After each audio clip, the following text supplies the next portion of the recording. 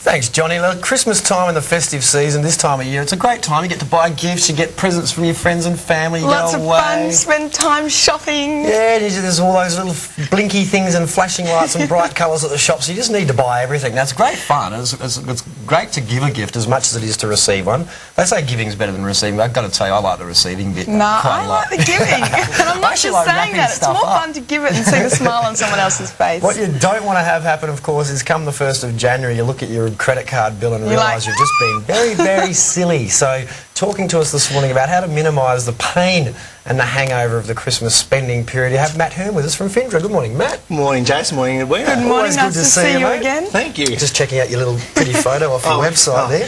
So, look, it's a bad time. Obviously, it's a bad time of the year for budgeting, but tell us a bit, because you've obviously got your newsletter that's on your website. Tell us a bit about the New Year debt hangover and why it's such a problem. Well, it's such a problem because at this time of year we love to give. And also receive, of course, but we tend to get a bit carried away. But not just with the giving, but also the functions that we go to. There's a family function, there's a friends function, there's a work function, there's everything. And all that can add up. It's particularly if you're from interstate like me, you might even have to include flights and accommodation to go home and see your family. That can really add up and we spend outside our means. When we do that, where do we get the money from? From our credit card, like you said. The problem is, and we talked about this actually 12 months ago at Christmas time, is that when it comes to the credit card bill in January, people actually haven't got the money in their January pay packet to pay off their credit card, and they start accruing interest. And then that carries through to February, then maybe through to March, and that credit card interest is probably, what, 15 to 20% at the moment? That's one hell of a hangover that you can't take a couple of Panadols and a greasy fried breakfast to clear. Yeah. So the kebab's not going to fix that one. It's not, no.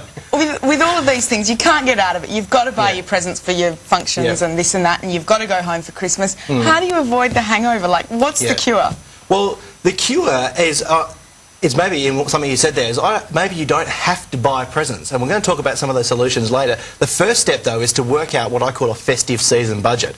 How much is all this that you want to do going to cost you? Write down a list of all the names of people you want to give a gift to, and put and I know it sounds a bit clinical, but put a dollar amount of what you think that present might cost you. Everything that you want to attend, put all that down there. Write a festive season budget.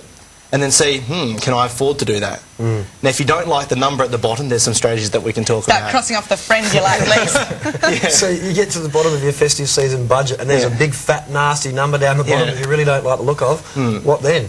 Should you just sort of prioritise your friends and who gets to miss out? Or? Well, there's some other strategies that I like to say maintain the pleasure of the festive season without and maybe cure or avoid the hangover, the pain that we're talking about. And for example, you might have heard of Kris Kringle. You can do that among families and in groups, and it's quite common among work. What's that, Matt, for people who haven't heard of Kris Kringle? Kris Kringle is where you put everyone's name in a hat and you pick one out at random. And so let's say 3 of us are in a Kris Kringle group. I might pick you, you might pick Edwina, Edwina might pick me. I don't know that Edwina's picked me, but I get a gift from her and I don't have to buy 2 gifts, I only have to buy 1. So and it's better that way because, especially with a larger group, if you've got 10 people, rather than spending $10 on 10 people, which is $100, you spend maybe a little bit more, 20, 25, $30 on 1 present, so you're coming out a lot better. Absolutely, and you maintain the fun of the giving.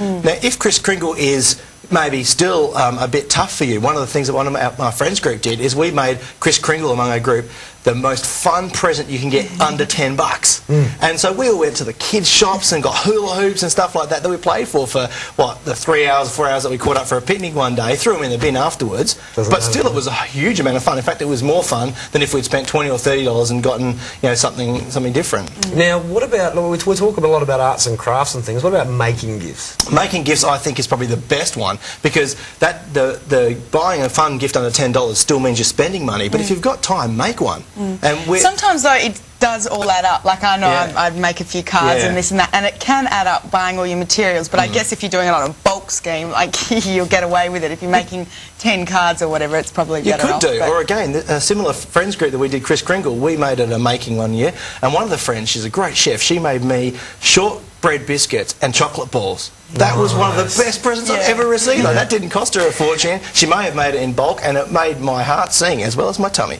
Now, one thing a lot of family people like to have is time. Now, I know my mum, for example, the best present I could give her would just be a day just go and sit and have a chat with her, because she never gets to see their kids as much as she'd like to. Yeah. So, simple things like that, you know, actually go on an outing or something as a gift. Yeah, I think that's a great idea, and that's often kids will do that for their parents, give them a voucher. Or my wife did this for my mum's birthday, and could easily be done for Christmas. Went around and helped her with some gardening.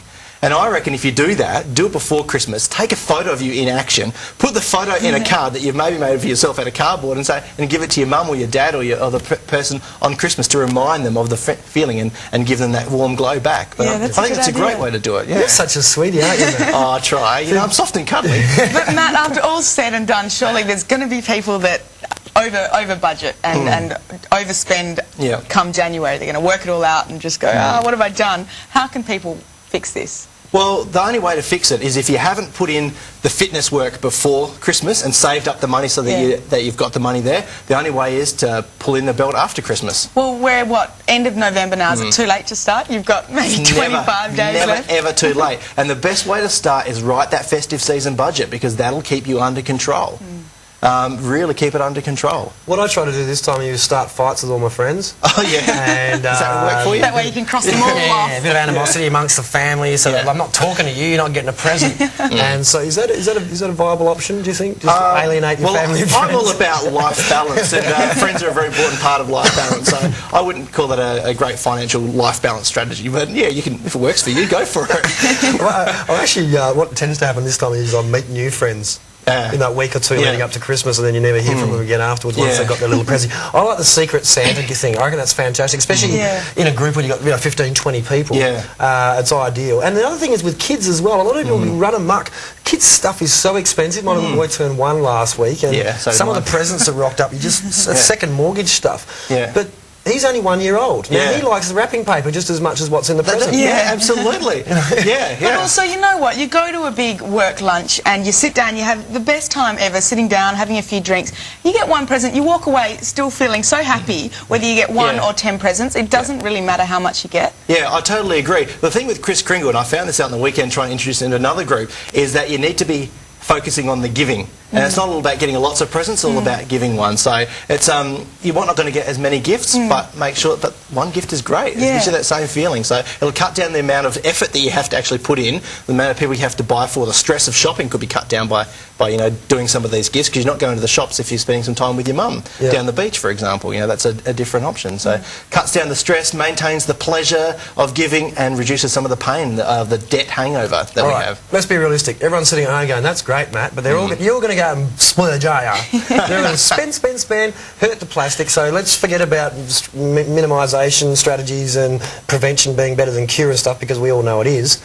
There's going to be people who come January 1st are going, "Oops, I didn't listen to Maddie." So let's forget all what's happened. We're in January. It's all looking shocking. Any advice on how to get things back on track early in the new year? The best way is to cut your spending right there and then, in January and February. That's the only way. You've got to cut it sometime or other. Don't go spending in January. You feel the pain. So after it's all done, that's when you have to cut it, if you do make that fault of overspending. It's exactly the same as when you go out and have a big night on the Terps. You know, the next couple of days you have to sit at home and recover. You can't go out, you know. Same thing, you can't go out and spend money if you've spent it all in December. There's no other way around, or get a second job. This is, strangely enough, the time of the year where all the finance companies start sending out little letters saying, "Do you need 10 grand for Christmas? Come and get it." Absolutely, they do. Yeah, throw them in the bin, get a shredder so you can't actually get them back out of the bin. I was so tempted the other day. Well, you certainly made me more aware of, you know, what's coming up, and I didn't actually think about making a budget of it at all, but you've made me excited about Christmas again. I look forward to seeing the budget and how you go in January. Mine's about $10 for everybody, so my kids, my brother's kids can expect to see lots of red dot bags. The $1.50, $2 toys from the shops, the kids dig them. They're still playing with them this year that I gave them last year. Little rubber duckies. Absolutely. Stupid little Actually, stuff. one we haven't talked about is, you know, some of the little stuff that hangs over from past Christmases that you'll never do. sell it, have a garage sale, put it all on eBay, Yeah. and fund this year's purchases. Clear some space and make Absolutely. some room in the That's not a wallet. bad idea. Yeah, I Go love down to your that local idea. swap meet. Get all your old exactly. surfboards and stuff out of the shed. Or maybe have an event with your Kris Kringle and say, let's swap old presents. Most fun old present that you can give. Just recycle a pretty gift. Yeah. Cost you nothing. Look, some fantastic ideas, Matt, and you've given us some great stuff to start with, and hopefully, if any of our viewers out there